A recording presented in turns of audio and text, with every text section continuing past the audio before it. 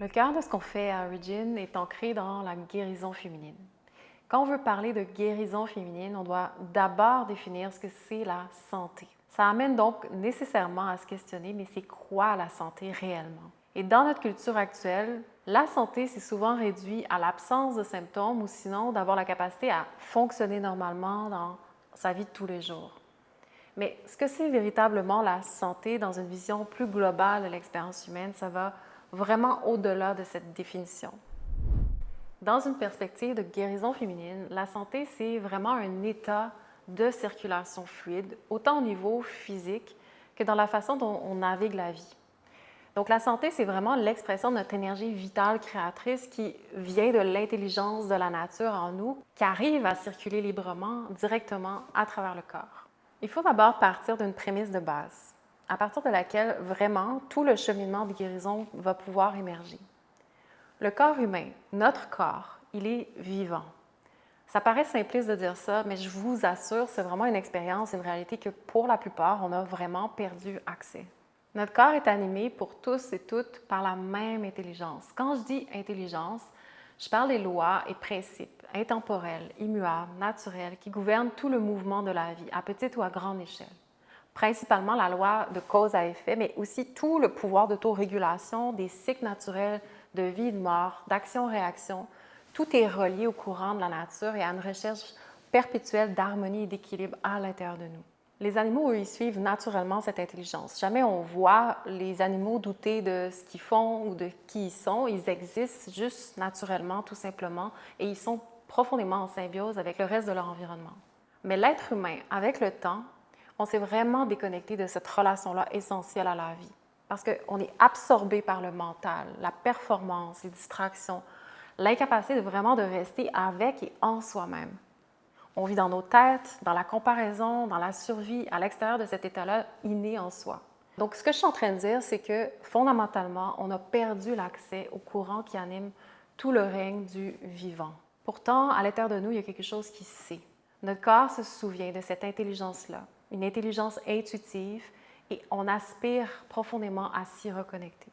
Alors, de cet angle-là, être en santé, ça ne se résume pas à l'absence de douleur. La santé, ça se manifeste quand la circulation est fluide, c'est-à-dire quand j'ai une respiration de plus en plus libre ou un sang enrichi de minéraux, une énergie qui est soutenue dans ma journée, des émotions qui s'autorégulent, etc., ça se traduit vraiment par une sensation de vitalité, de présence et de clarté. Alors, qu'est-ce qui bloque la circulation? C'est toutes les tensions qui sont accumulées dans notre corps qui vont entraver le flot naturel de la circulation. Et c'est de là que vont découler tous les symptômes qu'on va expérimenter dans notre vie. Alors, ce qu'on appelle la maladie, ce n'est pas un ennemi, mais un signal. Et qu'est-ce que ce message essaie de nous dire essentiellement? C'est que le courant naturel, à travers les différents systèmes du corps, principalement le système nerveux, ne passe plus librement. Concrètement, quand il y a une tension dans le corps, la circulation se fait moins bien parce que la tension contracte les vaisseaux et canaux dans notre corps. Quand la circulation est ralentie, certaines parties du corps ont 1. Plus accès du tout à du sang frais gorgé de minéraux, et 2. À la fois, ils ne peuvent plus se débarrasser adéquatement des déchets qui s'accumulent à l'intérieur. Tout dépendamment de la partie du corps qui est affectée par le manque de circulation, que ce soit l'utérus, les ovaires, le foie, le cerveau, les poumons, le cœur, etc., qui sont toutes des chambres énergétiques vivantes de notre corps. Alors, ce qui se passe, c'est que ces parties-là en question vont plus être capables de bien jouer son rôle dans le corps, ce qui va créer les différents symptômes ou les maladies qui prennent place en nous. Alors, vous me suivez, la maladie, c'est donc simplement un signal d'un désalignement dû à une circulation bloquée. Et ça va avoir plusieurs manifestations. Entre autres, physiquement, on va avoir beaucoup de douleurs à l'intérieur, différents types d'inflammations à différents endroits ou expressions, des blocages, on va sentir une pression à l'interne. À un niveau psychique, par exemple, on va avoir des angoisses. Quand ça ne circule pas, c'est stagnant, donc on ressent une angoisse, de la confusion, un sentiment de vide intérieur, etc. Le fait que le corps envoie des signaux, c'est en soi vraiment un très, très bon signe. C'est parce que ça veut dire qu'il y a toujours assez de vitalité pour continuer de communiquer et de chercher à rétablir un équilibre à l'intérieur de nous. Donc, ce qu'on est invité par l'intelligence du corps, c'est d'apprendre à travailler main dans la main avec les signaux du corps en commençant par savoir les écouter, plutôt que systématiquement vouloir les éliminer. Les symptômes, les sensations, inconfort et douleur sont donc des messagers, l'expression vivante d'un désalignement qui cherche à appeler notre attention pour arriver à une résolution. Dans un contexte de guérison féminine, on n'essaie pas d'atteindre un état parfait ou de perfection. C'est vraiment important de le dire. C'est un cheminement vivant qui nous amène à prendre conscience et ressentir les tensions et blocages à l'intérieur de nous pour les relâcher et libérer ce qui est dans le chemin de la circulation. Donc, c'est vraiment la conscience qui est l'agent vivant de la guérison, qui permet au courant vital de reprendre sa juste place dans notre corps et dans notre psyché. Donc, une femme qui vit différents symptômes, mais qui est profondément engagée dans une démarche de guérison, peut être beaucoup plus proche de la santé qu'une autre, qui n'expérimente pas de symptômes consciemment, mais qui est désensibilisée, déconnectée de son corps et de sa réalité.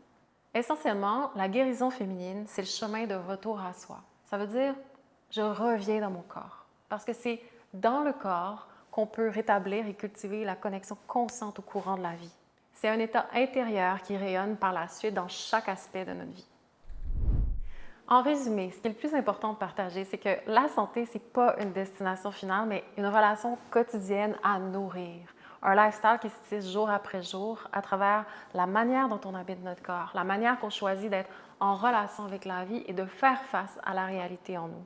Et c'est ça que Origin on fait. On apprend vraiment concrètement à écouter notre corps, à se déposer, à laisser tranquillement le corps relâcher les tensions qu'on porte, à déposer le poids des bagages qui nous pèsent, puis à se reconnecter à l'intelligence instinctive qui nous habite. Et quand la circulation reprend dans notre corps et dans notre vie, on retrouve une fluidité, une énergie, une présence dans tout ce qu'on fait, que ce soit de notre travail, des projets auxquels on se dédie, jusqu'à notre intimité et notre sexualité.